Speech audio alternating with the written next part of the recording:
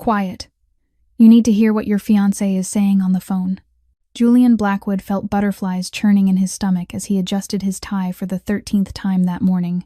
In just a few hours, he would marry Veronica, the woman he believed was the love of his life, the mother of his son Liam, who was barely 11 months old. The mansion was in complete chaos with last-minute preparations. That's when Mia, the nanny who had been caring for little Liam for the past 9 months, approached him with a worried expression he had never seen before.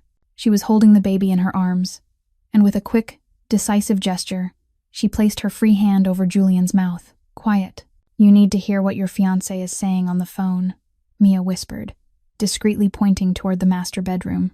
Julian looked at the nanny with confusion. Mia was a 27-year-old woman with chestnut brown hair, always tied back neatly, always reserved and professional. She had never interfered in the couple's personal matters, but at that moment, her gray-blue eyes conveyed an urgency that alarmed him. From the bedroom came Veronica's voice on the phone, but the tone was different from usual. There was an intimacy there that Julian didn't recognize when she spoke to him. Baby, I know it's hard, but you have to understand. The wedding is this afternoon, and after that, everything will be easier for us, Veronica said. Her voice was sweet but carried a tension Julian had never perceived. His heart began to beat faster.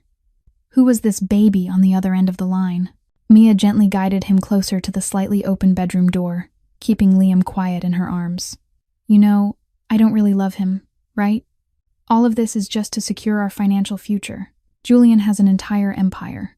He can provide everything we need, Veronica continued, and Julian felt the world crumbling around him. Mia watched the color drain from her employer's face. For months, she had observed Veronica's strange behaviors, suspicious calls that were quickly ended when someone approached, nighttime outings with vague excuses. As a nanny, she spent more time in the house than anyone else and noticed details that others didn't see. Of course, I'll still see you after the wedding. Actually, it'll be even better that way. He works constantly, travels all the time. We'll have more freedom, Veronica said, and her laugh sounded cruel to Julian's ears. The man had to lean against the wall to keep from collapsing. It all seemed like a nightmare. The woman he intended to spend the rest of his life with was planning to betray him from the very first day of their marriage. And worse, she spoke of him as if he were merely a means to achieve financial stability. Mia gripped Julian's arm firmly, offering silent support. She had formed a deep bond with this hardworking and dedicated man, someone she saw coming home exhausted from work every day, yet always making time to play with Liam. She couldn't let him get married without knowing the truth. And the baby, Veronica began. Both Julian and Mia strained to listen. Oh, Liam, actually, I'm still not sure if he's Julian's or yours. The timing was so close together, remember? Julian felt as if he had been punched in the stomach. Liam, the baby he loved as his own life, might not even be his biological son. He looked at the child sleeping peacefully in Mia's arms, completely unaware of the tragedy unfolding around him. If you want to know what satisfying revenge Julian plans, don't forget to like and share this story. Subscribe to our channel so you won't miss what happens next. All right, sweetheart, I'll see you at the hotel after the wedding ceremony. I love you. Veronica's honeyed voice sounded one last time before the click of the call ending. Julian felt as if his legs might give out beneath him. Mia moved fast, drawing him away from the bedroom door, her steps light but unyielding. She guided him down the long hallway, down the stairs, toward the living room on the lower level, where no one could hear them. Liam was still sleeping soundly in her arms, utterly unaware of the storm that was about to break. Once they were safely out of earshot, Julian dropped onto the sofa, burying his head in his hands. The most powerful man in Chicago now looked like someone who'd just lost everything. He lifted his gaze to Mia, his voice rough and strained. How long have you known about this? Mia laid Liam gently into the portable crib in the corner before turning back to face Julian. She drew in a deep breath. I started suspecting about 3 months ago. The secret calls she'd always cut off the moment someone came near. The times she went out at night, saying she was meeting friends, but never once saying who.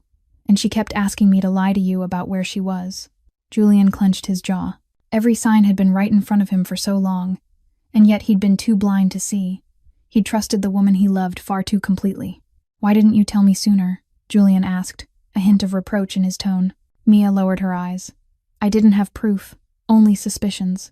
I couldn't come to you and say your fiancé was cheating on you based on nothing but a vague feeling. She pulled her phone from her pocket. But 4 weeks ago, I started recording. Julian stared at the phone in Mia's hand.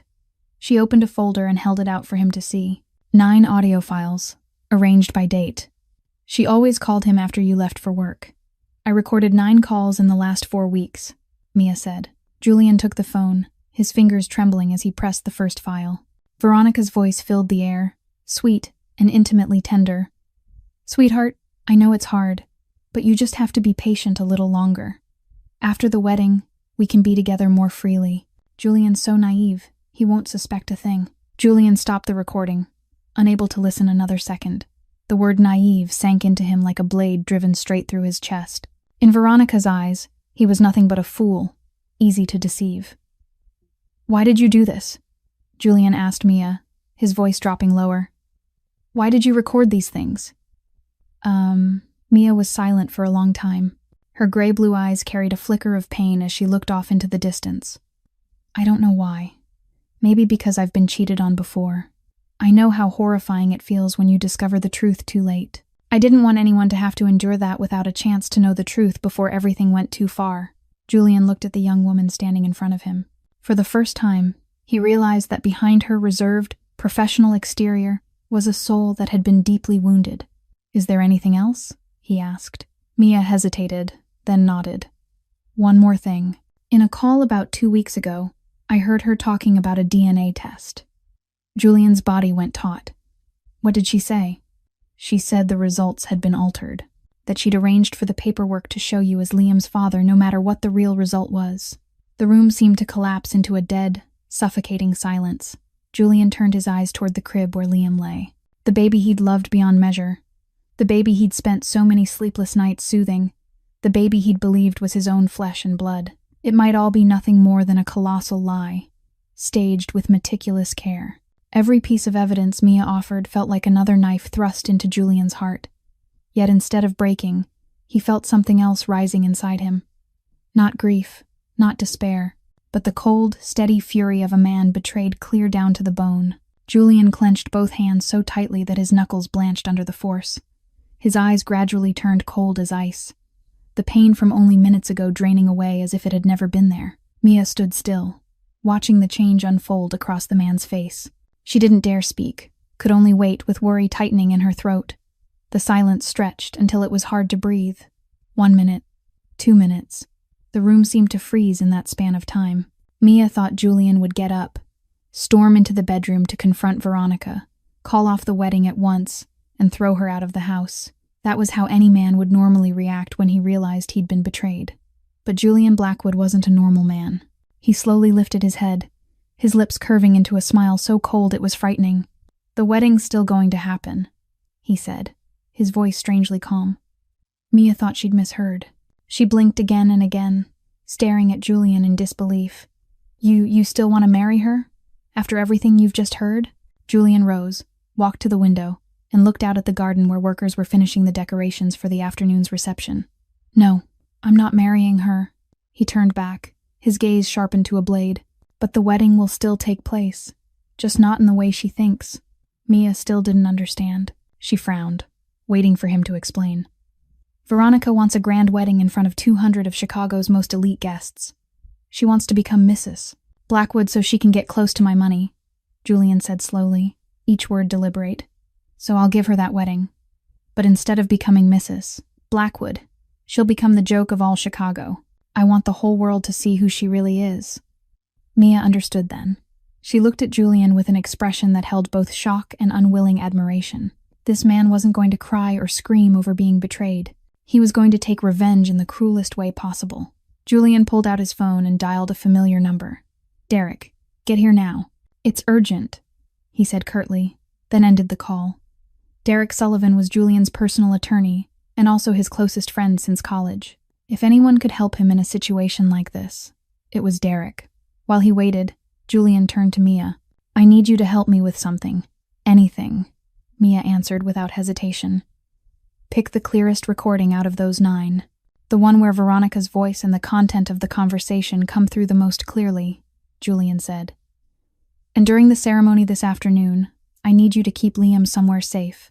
Things might get chaotic, and I don't want the boy affected. Mia nodded. I understand. I'll protect Liam at all costs. Julian looked at the young woman standing before him. For the past 9 months, she'd been only a housekeeper, a quiet presence caring for his son. But today, she'd done what no one else had dared to do. She'd told him the truth, no matter how brutal that truth was. "Mia," Julian said, and his voice softened just a little. "Thank you. You saved my life today. If it hadn't been for you, I would have married a woman who saw me as nothing but an ATM, and I might have raised a child who isn't mine without ever knowing the truth." Mia felt her chest tighten at that sincere gratitude. She met Julian's eyes and saw a complete transformation. The man who'd been so shattered he'd nearly collapsed only minutes ago was gone. In his place stood a Julian Blackwood, who was cold and calculating, a kingpin mapping out the most important game of his life. There was no hurt left in his gaze, only the ice-hard resolve of a man bent on revenge. Derek Sullivan arrived in less than 20 minutes. The 40-year-old man with salt and pepper hair and sharp, watchful eyes stepped into the living room with a grave expression. He'd known Julian long enough to understand that when Julian said something was urgent, it truly was urgent. Julian wasn't the kind of man who made mountains out of dust. "What happened?" Derek asked the moment he sat down.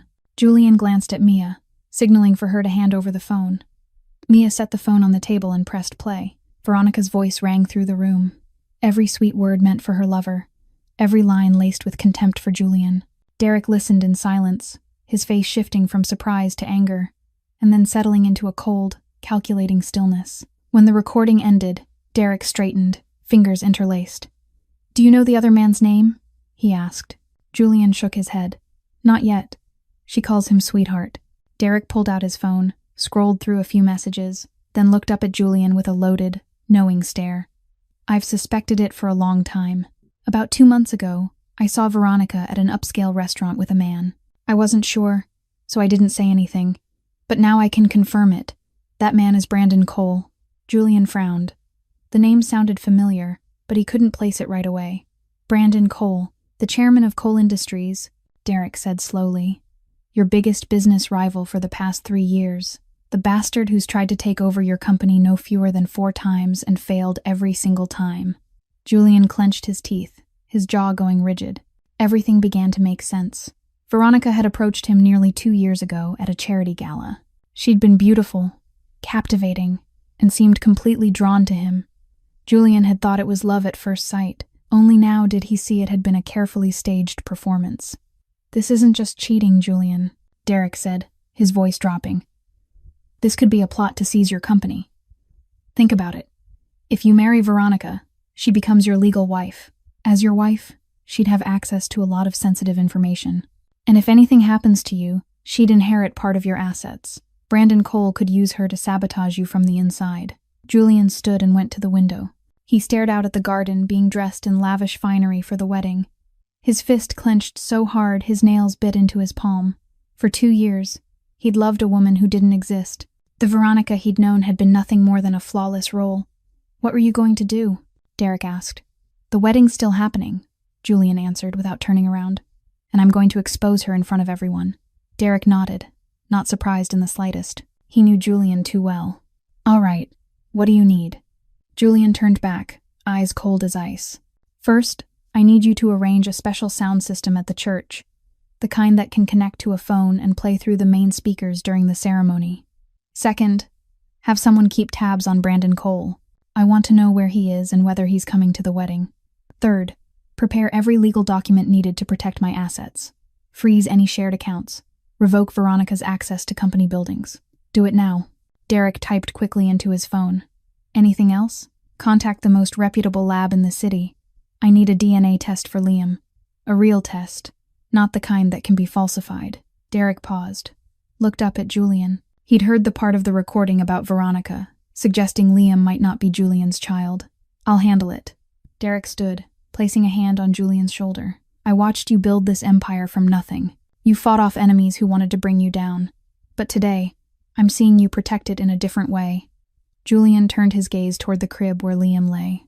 The baby was still sleeping peacefully, unaware that the world around him was about to be turned upside down. "No, Derek," Julian said, low and steady. "Today, I'm not protecting the empire. Today, I'm protecting my son." St. Patrick's Church in the heart of Chicago was an old, solemn masterpiece, more than 100 years standing. Solid gray stone walls, Stained glass windows etched with saints, and a soaring vaulted ceiling shaped a space that felt both reverent and magnificent. Today, the church was dressed as it had never been dressed before. White roses and white orchids flooded the place, from the central aisle to the altar, from the rows of pews to the tall columns reaching upward. Pure white ribbons were tied into bows on every pew. Crystal chandeliers glittered overhead, scattering the light into thousands of tiny sparks like stars. The wedding of Julian Blackwood and Veronica Hayes was being judged by Chicago's upper crust as the most extravagant wedding of the year. 200 invited guests, the most powerful faces in the city, had gathered in full force. Business leaders, politicians, celebrities, all wrapped in their most expensive clothes, traded, practiced smiles, and calculated handshakes. In the bride's room behind the church, Veronica studied herself in the mirror with quiet satisfaction. The custom gown, designed by a famous designer, hugged her figure perfectly.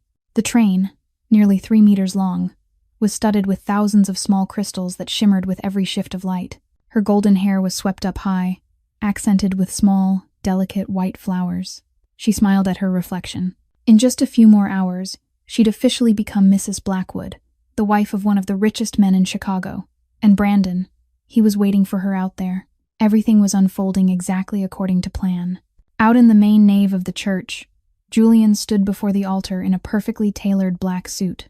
His face was calm as if nothing had happened, his eyes steady as they rested on the main doors where Veronica would soon walk in. No one could have guessed that inside that composed man, a storm was waiting to break. He'd played the role of the happy groom all morning, shaking hands with every guest, smiling at every congratulation, while his heart stayed cold as ice.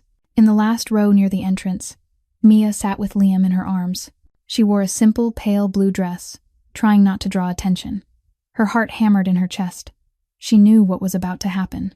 She knew what Julian was preparing, and she couldn't stop herself from worrying. Liam shifted in her arms, wide, curious eyes taking everything in. Mia held him a little tighter and whispered into his ear, "Shh, good boy. Everything's going to be all right." She was telling herself more than she was telling the baby. The phone in Mia's pocket vibrated softly. She glanced down and read Derek's message. 5th row from the back, left side. Navy suit.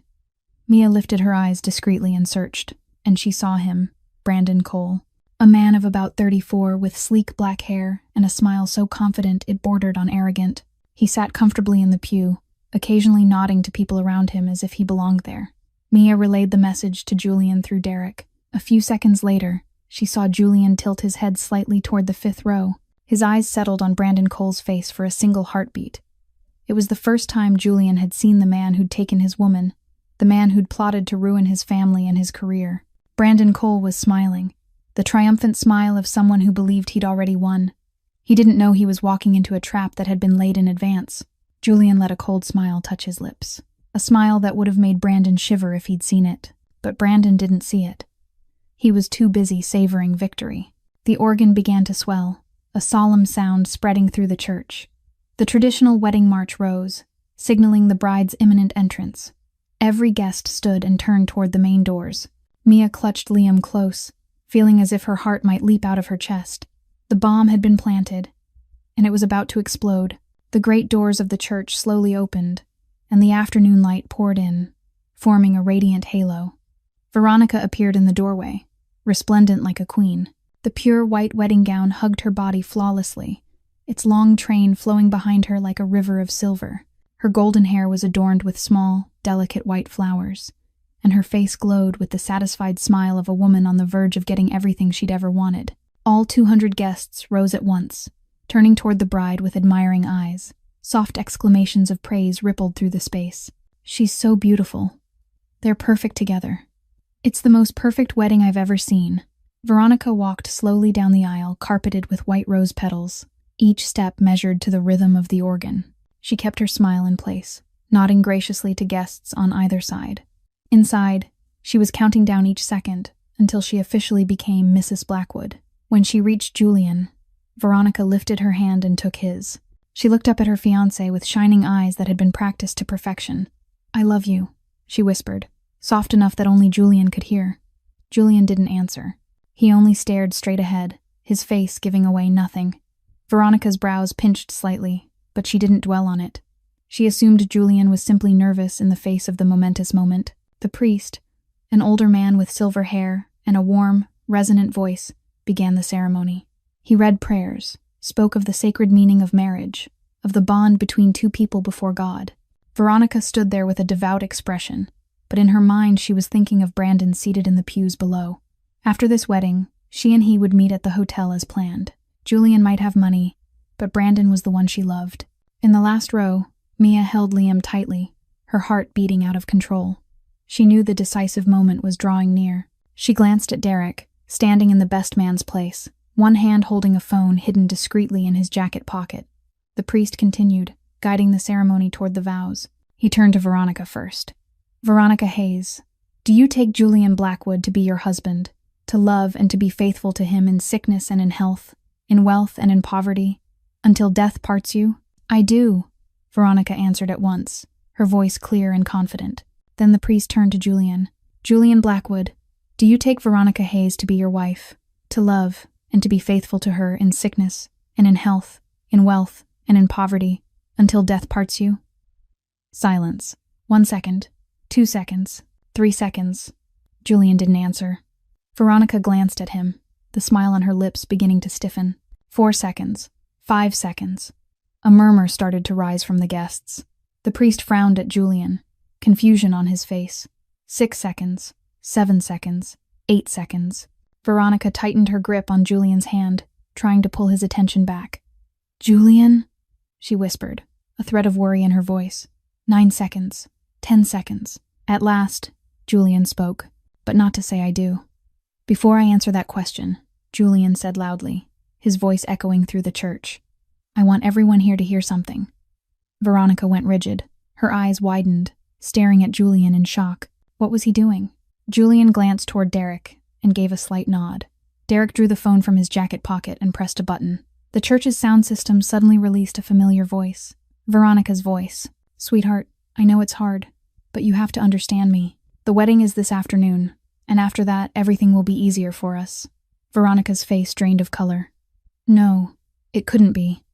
The voice continued, cold and merciless. You know I don't really love him, right? All of this is just to make sure we're financially secure. Julian has an entire empire. He'll take care of everything we need.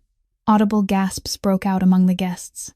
People began whispering, murmuring, pointing. Veronica wanted to scream, wanted to run to the sound system and shut it off, but her feet felt nailed to the floor. Of course I'll still meet you after the wedding. Honestly, it's even better this way. He works all the time. He's always traveling. We'll have more freedom.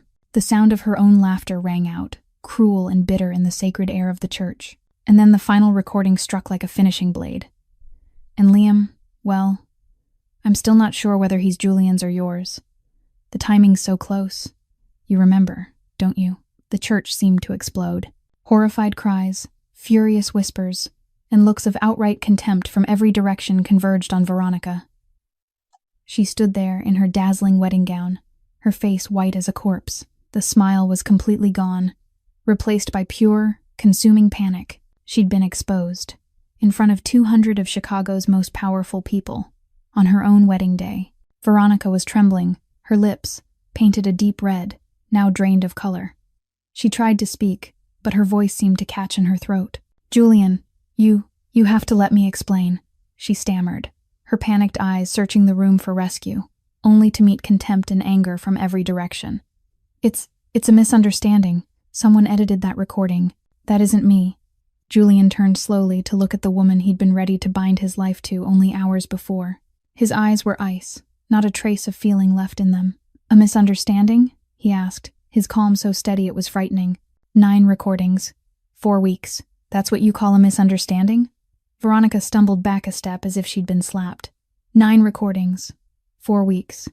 She hadn't known she was being watched the entire time. She'd been too confident, too careless, convinced Julian was naive and easy to fool. Now she was paying for that arrogance. Derek Sullivan stepped forward, his face cold and decisive. He lifted an arm and pointed straight toward the 5th pew on the left. And this is the man in those calls. Brandon Cole, chairman of Cole Industries. 200 pairs of eyes swung toward Brandon, the man who, minutes earlier, had been sitting comfortably with a triumphant smile now shrank in his seat, His face had gone pale, sweat beading on his forehead. He hadn't expected to be dragged into this scandal so publicly. Brandon sprang to his feet, trying to push past the people around him to escape. But he hadn't taken 2 steps before 2 large men blocked the aisle. Julian's security. They stood like fortress walls, staring at Brandon with cold, steady eyes. "Sit down," one of them said, his voice low and threatening. Brandon swallowed hard, his legs shaking. He knew who Julian Blackwood was.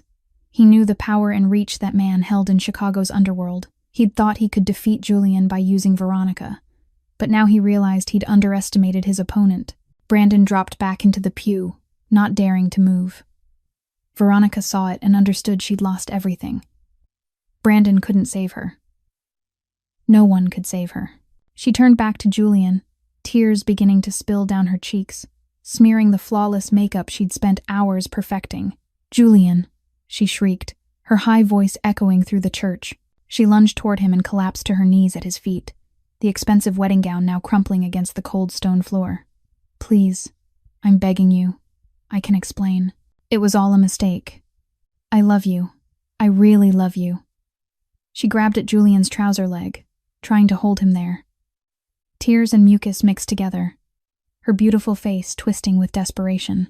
Every trace of elegance and pride was gone, leaving only a woman trying to claw back everything she was about to lose. Julian looked down at the woman kneeling at his feet. There wasn't a shred of mercy in his eyes, not a flicker of hesitation. He slowly peeled Veronica's hands from his pant leg, then turned and walked away. Not a word, not a single glance back. That silence was more cruel than any insult could have been. Veronica screamed in despair. She staggered to her feet and ran for the church's main doors. The long train of her gown dragged across the floor, scattering decorative petals everywhere.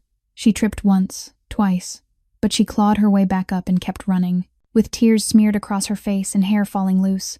She was no longer the beautiful bride from minutes ago. She was only a con artist exposed, trying to outrun humiliation. Brandon Cole stood and ran after her, using the moment while everyone's attention was fixed on Veronica to slip out of the church. The 2 of them disappeared through the great doors, leaving behind the buzzing murmurs of 200 guests and a wedding left in ruins. Julian stood motionless like a statue in the middle of the chaos.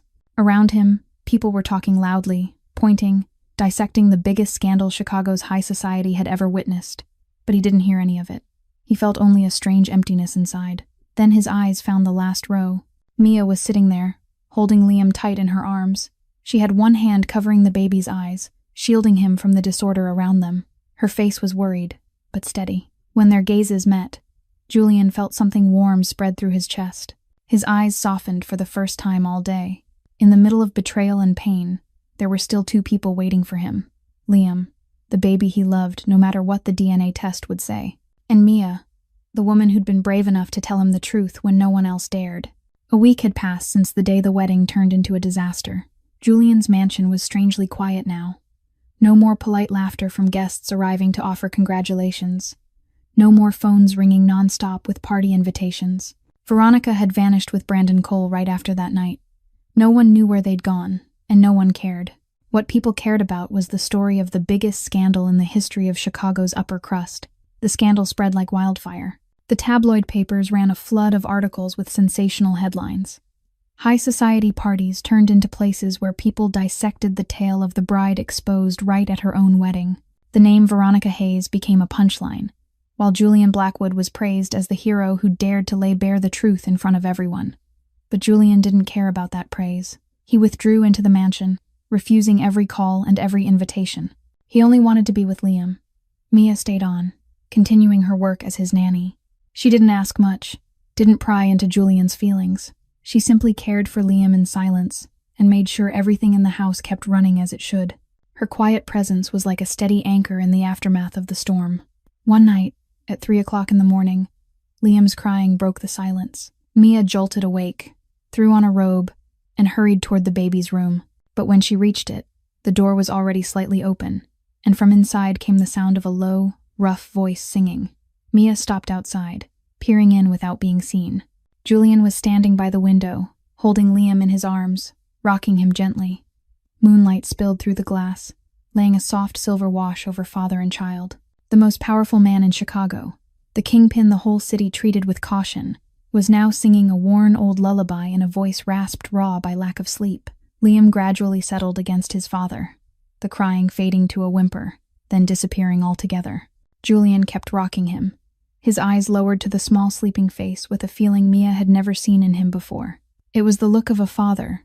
"I don't know if you're my son," Julian whispered to the sleeping baby, his voice catching. "But I do know I love you. I've loved you from the first moment I saw you, and that'll never change." Mia felt her eyes burn. She stepped back, not wanting to disturb a private moment between the two of them. She returned to her room, but the image of Julian holding Liam in the moonlight stayed in her mind all night long. 2 weeks later, Derek came to the mansion with a white envelope in his hand. His expression was grave as he walked into Julian's study. "The DNA test results," Derek said shortly, placing the envelope on the desk. "From the most reputable lab in the city. No one could interfere with this." Julian stared at the white envelope. This was the moment he'd been both waiting for and dreading for 2 weeks. The truth was inside it. The truth would decide everything. He reached for the envelope, his fingers trembling. He tore it open slowly and pulled out the paper within. His eyes moved over the lines of text, the numbers, the scientific terms. Then he stopped at the final conclusion. Probability of paternity, 0%. Subject Julian Blackwood isn't the biological father of subject Liam. The room sank into heavy silence. Derek stood there, not knowing what to say. He'd prepared for this moment, had thought of hundreds of comforting words, but now they all felt meaningless. Julian set the paper down on the desk. He closed his eyes for a long time and drew a deep breath. Then he stood up, his calm almost unnatural. "Prepare the paperwork for a legal adoption." Derek was stunned. You're saying what?" "I want to legally adopt Liam," Julian repeated, his voice steady. "Prepare everything that's needed." Derek stepped closer, looking straight into Julian's eyes. "Are you sure? This baby isn't your blood. He could be Brandon Coles, the man who tried to ruin you. You could hand him over to the authorities. No one would blame you." Julian turned to his friend, his gaze unwavering. "Liam is my son. I've been there since the day he was born. I've gotten up at 3 o'clock in the morning to get him back to sleep. I saw his first smile, his first crawl, his first time saying, 'Daddy.' Blood doesn't define fatherhood, Derek. Love defines it."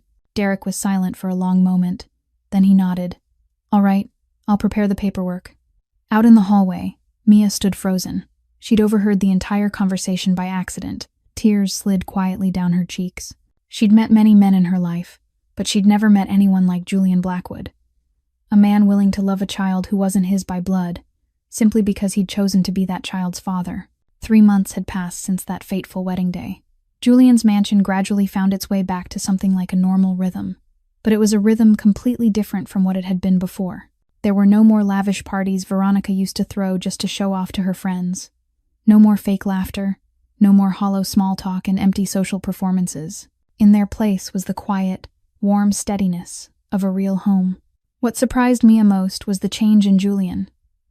The man who used to work 16 hours a day had begun coming home earlier. First it was 6 in the evening instead of 10 at night, then 5, then 4:30.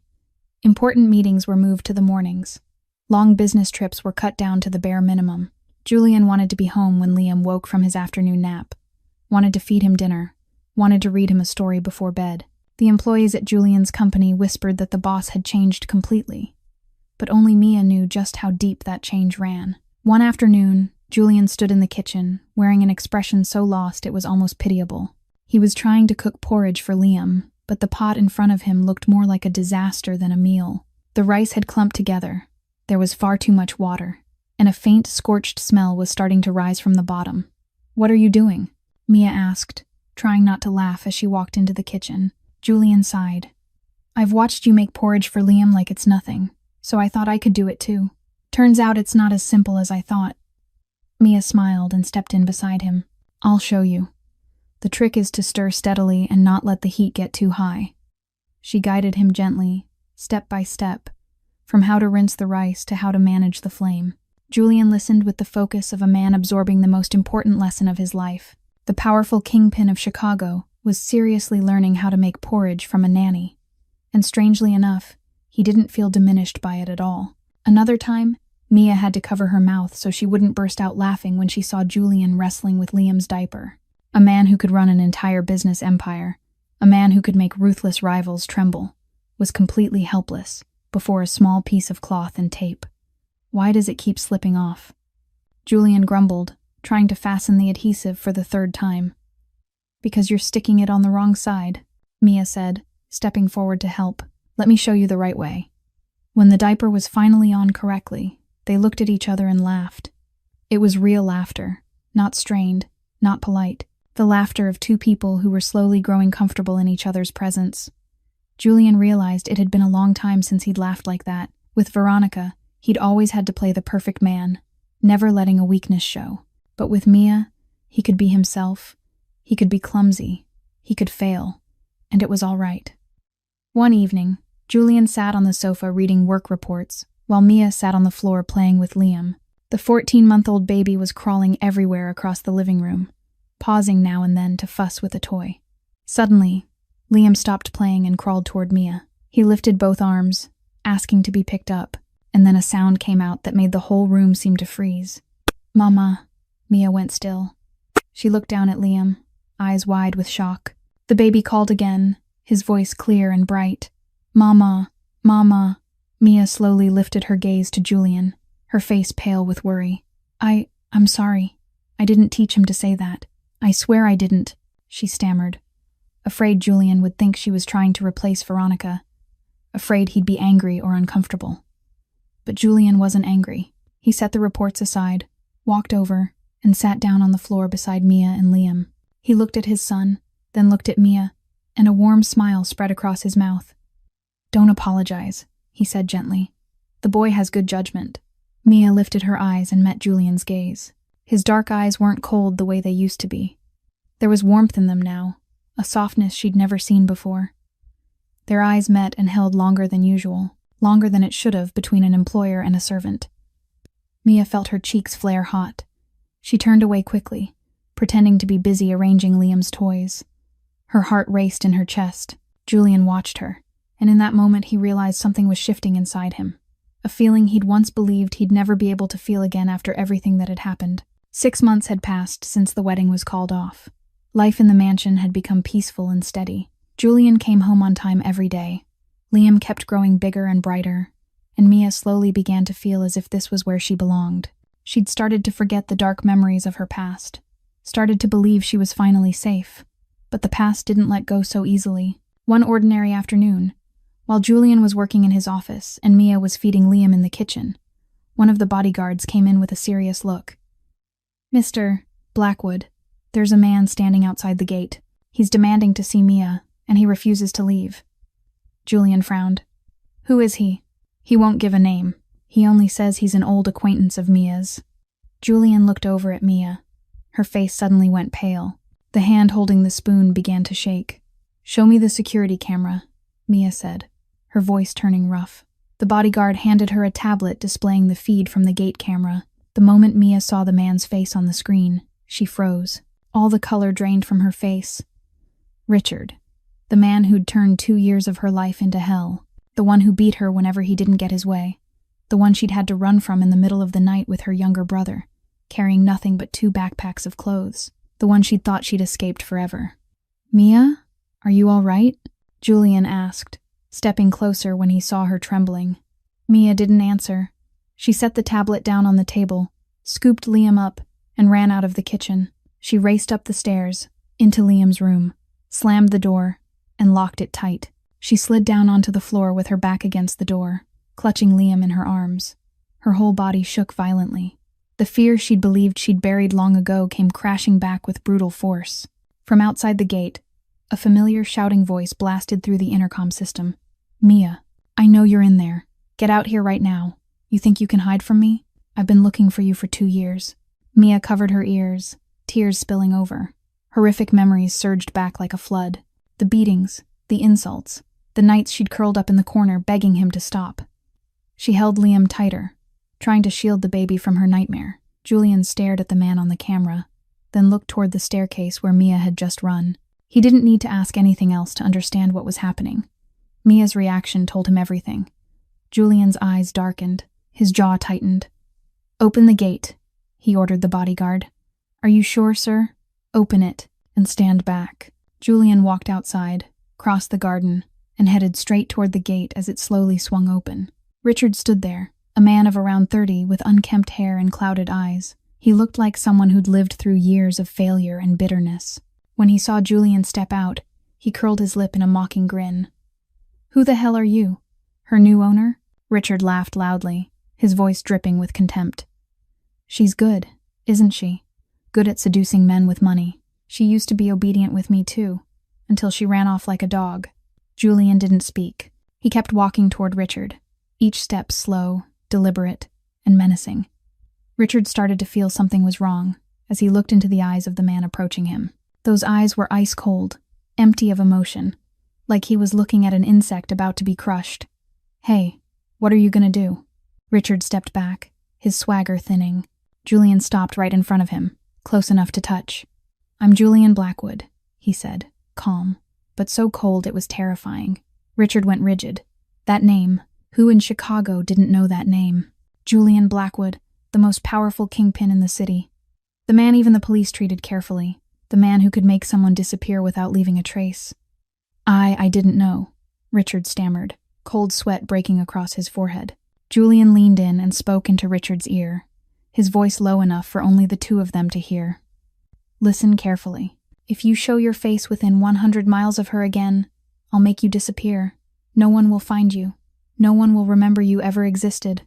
Do you understand?" Richard nodded frantically, his face as white as a corpse.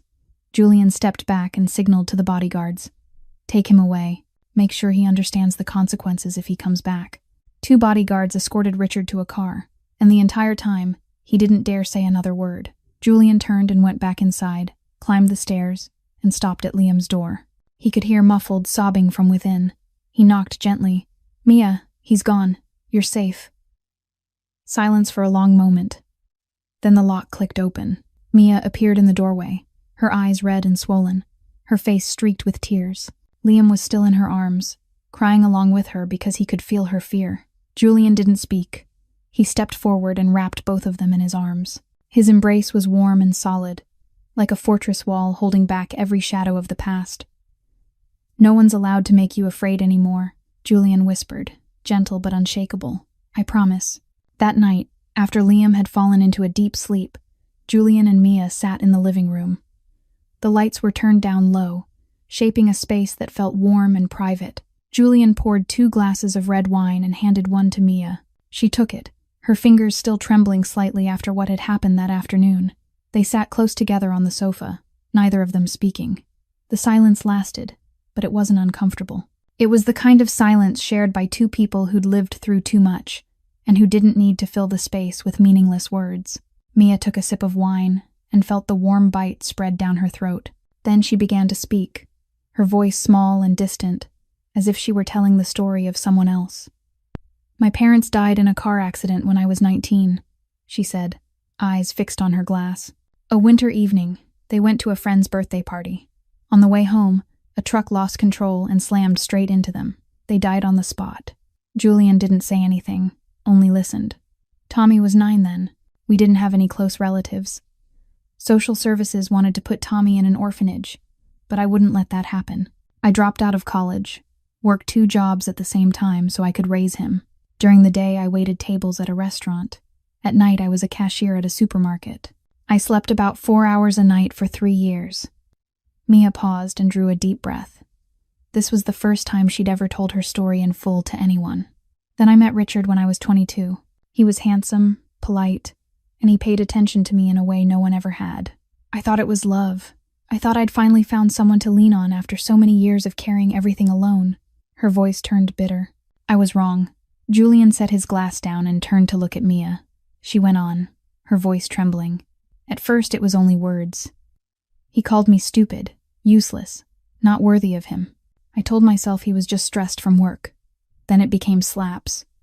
He apologized after every time, crying, saying he loved me and he'd never do it again. I believed him. I kept believing him for 2 years. Tears began to roll down Mia's cheeks. The slaps turned into beatings. He hit me with his hands, with a belt, with anything he could reach. I had to hide the bruises under long sleeves and heavy makeup. I didn't dare tell anyone because he threatened to hurt Tommy if I opened my mouth. Julian took Mia's hand and held it tight. His hand was warm and steady. One night, when he was drunk and started hitting me, Tommy ran out to stop him. Richard shoved Tommy down, and his head hit the wall. When I saw my little brother lying there with blood on his forehead, I knew I had to leave. That night, when Richard was dead asleep, I led Tommy out of the house.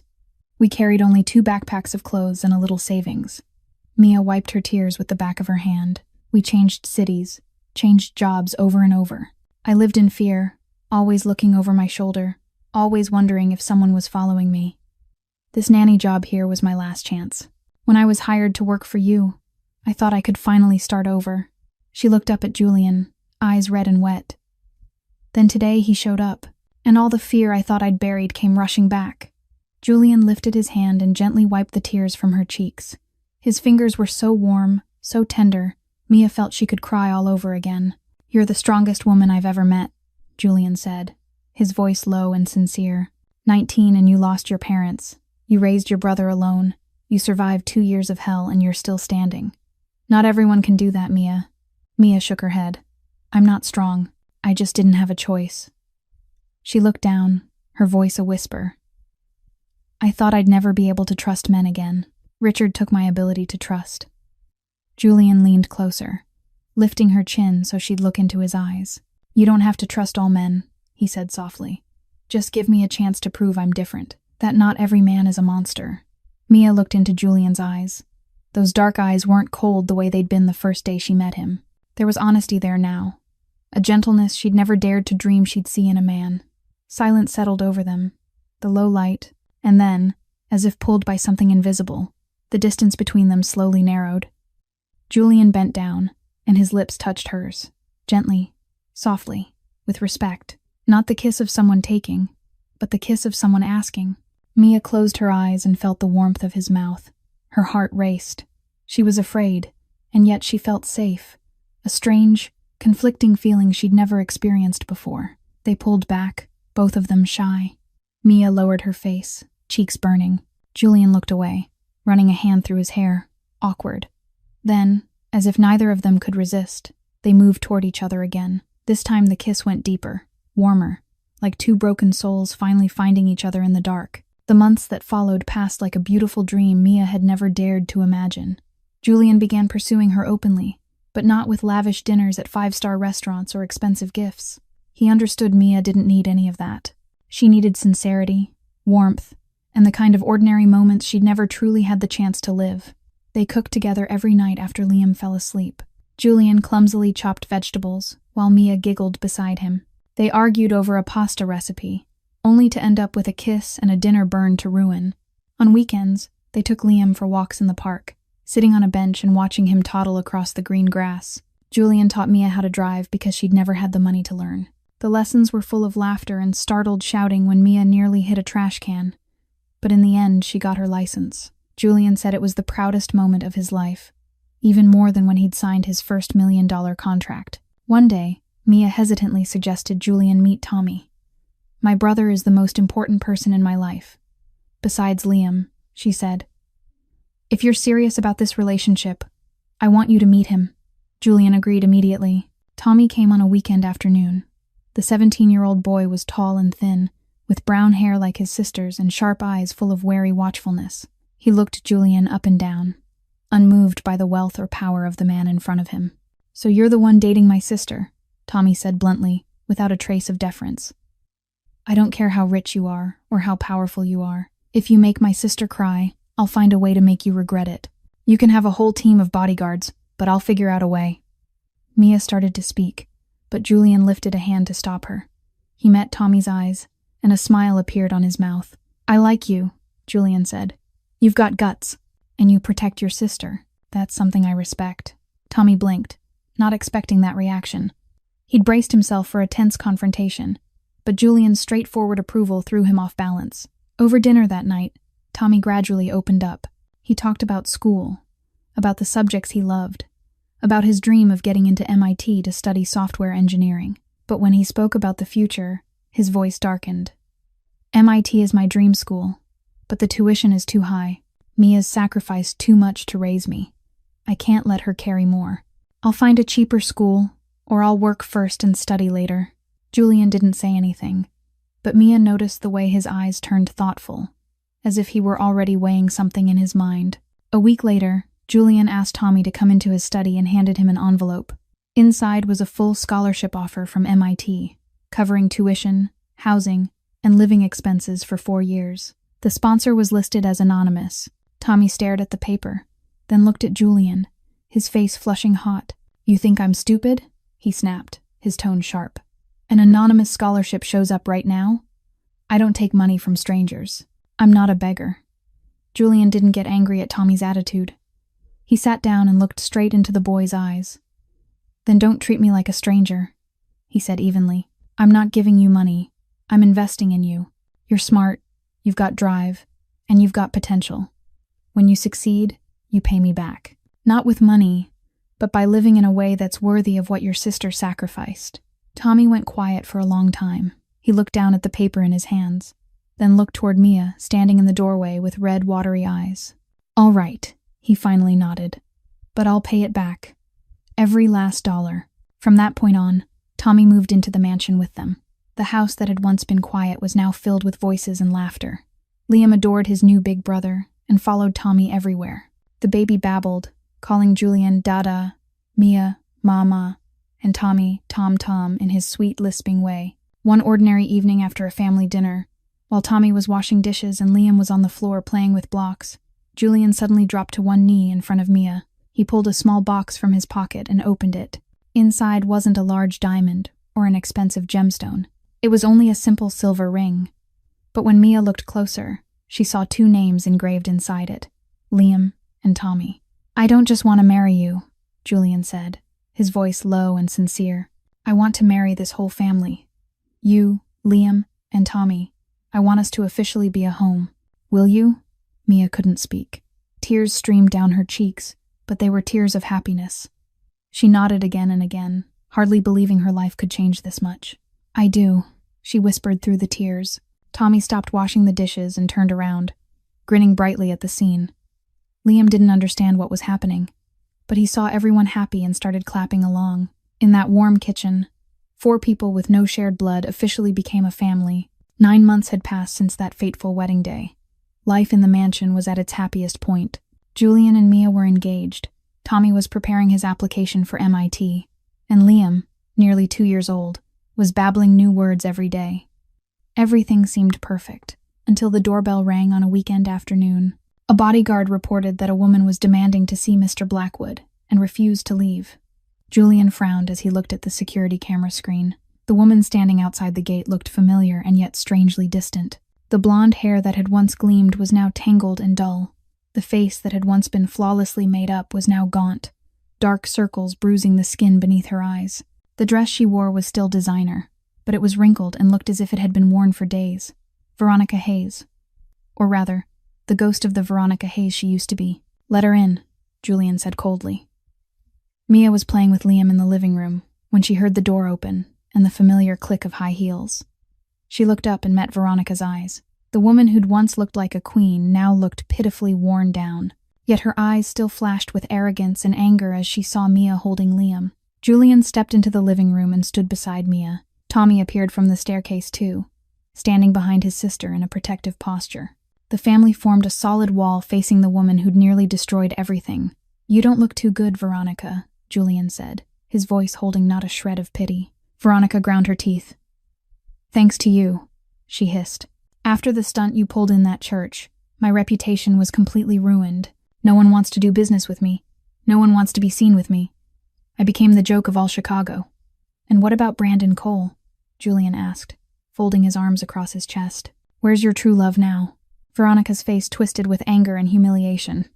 "He left me," she admitted through clenched teeth. "The moment the scandal hit and my money ran out, he disappeared. Turns out he was only using me to get to your company through me. When the plan failed, he didn't need me anymore." Julian wasn't surprised. He'd known this ending was coming for a long time.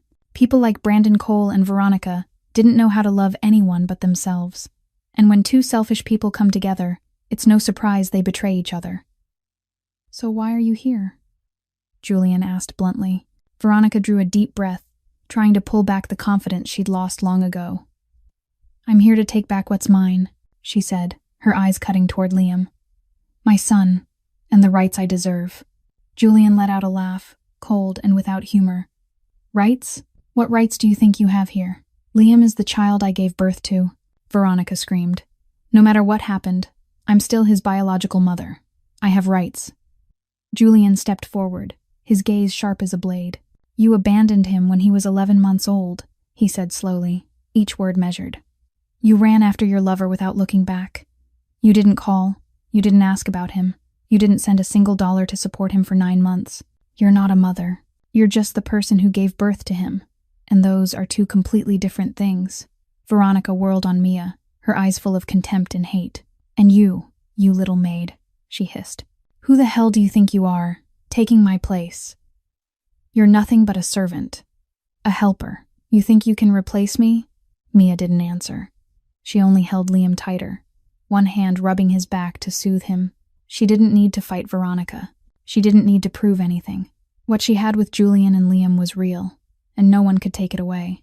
Mia's silence only fueled Veronica's rage. She stepped closer, reaching out to snatch Liam from Mia's arms. "Give me my son," she screamed. But the instant Veronica's red, polished fingers touched Liam, the child screamed. Not the cry of a baby wanting to be held by his mother, the cry of a child terrified of a stranger. Liam thrashed, pushing Veronica away with his small hands. He turned his face away and clung to Mia's neck as if searching for protection from his mother. "Mama, Mama," Liam sobbed, the sound clear and desperate. He didn't call Veronica. He called Mia. Veronica froze. Her hands were still raised in the air, but she couldn't move another inch. She stared at the child she'd given birth to, crying for another woman, calling another woman mother. Her eyes widened in horror, as if someone had slapped her across the face. This was the most painful blow Veronica could have taken. Not the humiliation at the wedding, not losing money and reputation, but her own child not recognizing her, rejecting her, and calling another woman mother.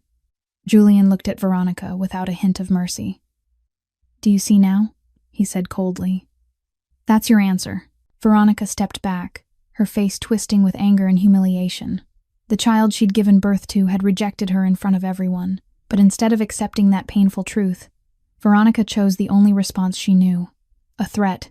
"I'll sue," she shrieked, her high voice slicing through the room. "I'll get my son back. You'll regret what you've done to me. I'll hire the best lawyer. I'll take you to court. I think you'll want to see this before you threaten anyone." A calm voice cut her off. Derek Sullivan walked into the living room carrying a thick folder. No one knew when he'd arrived, but his presence made Veronica fall silent at once. Derek set the folder on the table and pulled out a stack of papers. "This is a restraining order," he said, professional and cold, signed by a federal judge based on multiple pieces of evidence. Veronica snatched the papers, her eyes racing over line after line. Her face paled more with every page. Derek continued, explaining in the same measured tone. "First, evidence of child abandonment. You left the house the day the wedding was called off, and you didn't contact your child or provide a single penny of support for 9 months. That constitutes child abandonment under Illinois state law." Veronica opened her mouth to speak, but Derek didn't give her the chance. "Second, evidence of psychological instability," he went on. "The audio recordings from your calls on the day of the wedding were submitted to the court. In them, you admitted you weren't certain who the child's biological father was. You admitted an extramarital affair, and you showed indifference toward your own child. The court reviewed the material and concluded you aren't psychologically stable enough to raise a child." Veronica trembled as she stared down at the papers in her hands. It was all there, black and white. She was trapped by her own words and actions. "Under this order," Derek concluded, "you're prohibited from approaching Liam for 5 years. If you want to petition for visitation after that period, you'll need to undergo a comprehensive psychological evaluation and obtain court approval. If you violate this order, you'll be arrested immediately." Veronica lifted her head, her eyes bloodshot with rage and despair. She wanted to scream, to argue, but faced with legal documents that clear, she had nothing left to say. Tommy stepped forward and stood beside his sister. He looked straight into Veronica's eyes, his voice calm but unshakable. "Family isn't blood," he said. "Family is love. It's showing up. It's staying up all night when a baby cries. It's eating dinner together. It's not leaving when things get hard. You don't have any of that. You never did. Veronica looked around the room. Julian stood there with ice in his eyes, not a trace of mercy. Mia held Liam in her arms, steady and unbroken. Tommy stood beside his sister with a protective stance.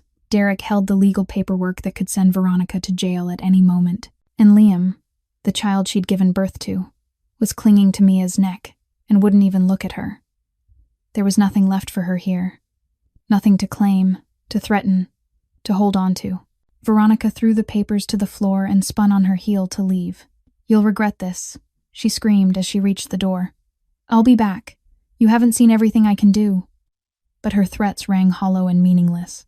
No one answered. No one chased after her. The door closed behind Veronica, and silence settled over the room.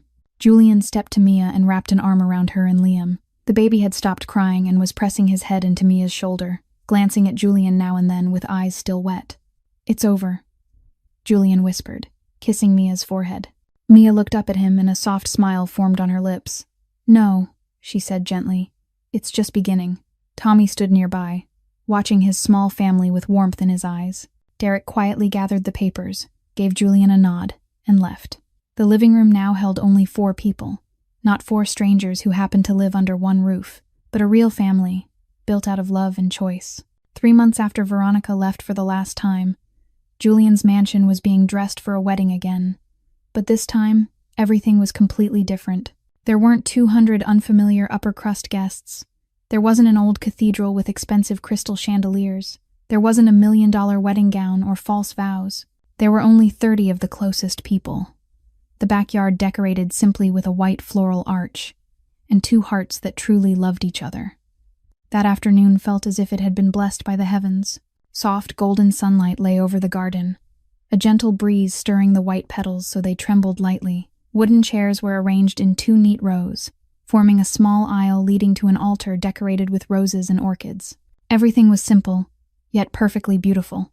Julian stood at the altar in a charcoal gray suit, Derek beside him as best man. The man who'd once been cold and distant couldn't stop smiling now. His eyes stayed fixed on the end of the aisle where Mia would appear. Gentle music began, and everyone turned their heads. But the first one to step out wasn't the bride. It was a little boy, not quite 2, with curly hair and plump cheeks. Liam toddled down the petal-strewn aisle, both hands hugging a small pillow with 2 wedding rings resting on top. He wore a tiny white suit and looked like a little angel trying to complete the most important mission of his life.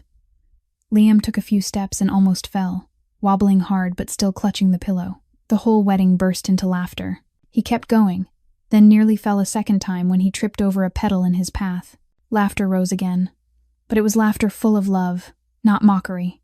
At last, Liam reached Julian, lifted his head, and beamed up at his father. Julian bent down, kissed his son's forehead, and whispered his thanks. Then Mia appeared. She wasn't wearing a lavish gown with a 3-meter train like Veronica once had. She wore a simple white dress, knee-length, with delicate lace along the hem. Her brown hair was pinned up loosely, dotted with a few small flowers. She was beautiful in a way that was quiet and pure. Beside her was Tommy. The 17-year-old boy wore a black suit, back straight, shoulders squared, leading his sister down the flowered aisle with the solemnity of a grown man. As they neared the altar, Tommy paused and leaned in to whisper into Mia's ear. "You deserve to be happy, more than anyone in this world." Mia smiled, her eyes shining with tears. She squeezed her brother's hand one last time before Tommy placed her hand in Julian's and stepped back toward his seat. The officiant began the ceremony. There were no long sermons and no complicated rituals. Only simple words about love and commitment. Then came the vows. Julian held Mia's hands and looked straight into her eyes. "I promise I'll love you, protect you, and choose you," he said, his voice low and firm. "Today and every day after. I promise I'll be your support when you're tired, your shoulder when you cry, the one who stays by you no matter what happens." Mia drew a deep breath, trying to hold back tears. "I promise I'll love you, trust you, and build a family with you," she replied, her voice trembling with emotion. "With all the scars and all the light, I'll love you on bright sunny days and on stormy ones. I'll love you with everything I have." The officiant declared them husband and wife. Julian bent down and kissed Mia gently as 30 guests applauded, but the loudest, most enthusiastic clapping came from Liam. Standing beside them, He clapped again and again and shouted in a clear, bright voice, "Da, da, Mama!" Everyone laughed, and many people cried. It wasn't a perfect wedding by the standards of high society, but it was perfect by the standards of true love. Derek rose and lifted his champagne glass. "I'd like to make a toast," he said, formal but warm. "To family. Not the family built by blood, but by choice. May Julian and Mia be happy forever." Everyone raised their glasses in reply. Julian pulled Mia into his arms, lifting Liam with one hand. Tommy stood beside them, a radiant smile on his face. This was their real family. 5 years had passed since that garden wedding. Life for their small family had changed in so many ways, but the love they carried for one another remained as whole as it had been at the beginning. Julian still ran his business empire, but he'd learned how to balance work and family. Every day, no matter how busy he was, he still came home at 6 o'clock in the evening to eat dinner with his wife and children. Important meetings could be moved, but a family dinner couldn't.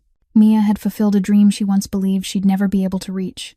She graduated in psychology and opened a counseling practice devoted to supporting women who'd been abused. She understood better than anyone the pain and fear they had to endure, and she wanted to become a guiding light for them, the way Julian had been a light for her. Tommy had graduated from MIT with honors and became a software engineer at a leading technology company. He still kept his promise from years ago, paying Julian back every dollar of tuition, even though his brother-in-law kept refusing. And Liam, the little boy, was 6 now, healthy and happy, just beginning his first year of elementary school. Today was Liam's 6th birthday. There wasn't a lavish party with hundreds of guests. There was only the small family gathered together in their cozy living room. A superhero cake with 6 shimmering candles was set in front of Liam. The boy closed his eyes, made a secret wish, then drew a deep breath and blew out all the candles in one go. Everyone clapped and cheered. Julian cut the cake. Mia passed slices to each person. Tommy teased his nephew about the secret wish. Laughter filled the room. After the celebration, while Tommy and Mia were cleaning up in the kitchen, Liam pulled Julian's hand and led him into a corner. The boy's face looked unusually thoughtful. "Daddy, I want to ask something," Liam said softly. Julian knelt down so he was at eye level with his son. "Go ahead." "Today at school, Jake said I don't look like Daddy. He said I don't have black hair and black eyes like Daddy. Why is that, Daddy?" Julian was quiet for a moment. He'd known this day would come. The day Liam started asking questions about where he came from. He'd been preparing for this moment for a long time. "Liam, do you know why you're special?" Julian asked gently. Liam shook his head, wide eyes fixed on his father with curiosity. "Because you weren't only born, you were chosen," Julian said. "Chosen?" Liam tilted his head, still not quite understanding. "Yeah, chosen," Julian nodded, taking his son's hand. "Daddy chose you to be my son. Mommy Mia chose you to be her son. Uncle Tommy chose you to be his nephew. Our family is a family of people who choose to love each other, not because we look the same on the outside, but because we love each other on the inside." Liam fell silent, thinking. Then his face lit up with a huge grin. "So that means Daddy looked at everybody and chose me?" Julian laughed. "That's right, and Daddy will choose you every day." "I like being chosen," Liam shouted, throwing his arms around Julian's neck. "Being chosen means I'm more special, right, Daddy?" Julian hugged his son tight, his eyes burning. "That's right, my boy, much more special." That evening, the whole family sat in the backyard watching the sunset. Julian held Mia's hand, the two of them leaning into each other in quiet stillness. Tommy was chasing Liam across the grass, the brothers' laughter echoing through the garden. Derek came for dinner as usual, sitting in an armchair with a glass of wine in his hand, tossing out the occasional teasing remark that made the whole family burst into laughter. The sun was sinking behind the horizon, turning the sky red. Mia looked at the scene before her, her heart overflowing with happiness. She remembered the dark days of the past and couldn't believe she'd traveled so far. "There were times I thought my life was over. When my parents died in a car accident when I was 19, when I was beaten and humiliated by the man I once loved. When I had to run in the middle of the night with my brother, not knowing what tomorrow would bring. I thought I'd never find happiness. I thought I'd live in fear and loneliness forever. But it turned out all that suffering was only a turning point that led me to where I belonged. To Julian, the man who taught me not every man is a monster. To Liam, the child who doesn't share my blood but whom I love as if I gave birth to him. To this family, where I finally found peace. I learned something important along the way. Family isn't blood. Family is love chosen every day. It's the people willing to stand by you in your hardest moments. It's the people who never leave you, no matter what happens. And I, Mia Blackwood, have found my family. This story brings us many precious lessons about life. That the truth, no matter how painful, is better than sweet lies. That true love isn't built on money or status, but on sincerity and respect. That family doesn't have to be people who share your blood, but people who choose to love each other every day. And most importantly, that no matter how painful the past may be, we can always find happiness if we open our hearts to receive it. If this story has touched your heart, please press the like button and share it with the people you love. Don't forget to subscribe to the channel and click the notification bell so you don't miss the next moving stories every day. We'd truly love to hear your thoughts about this story. Have you ever faced similar situations in your life? In your view, what makes a real family? Please share your thoughts in the comments below. We cherish every opinion from the depths of your hearts. Finally, we wish all of you watching this video good health, a joyful life, and daily peace. Thank you for being with us. Goodbye, and see you again in the next video.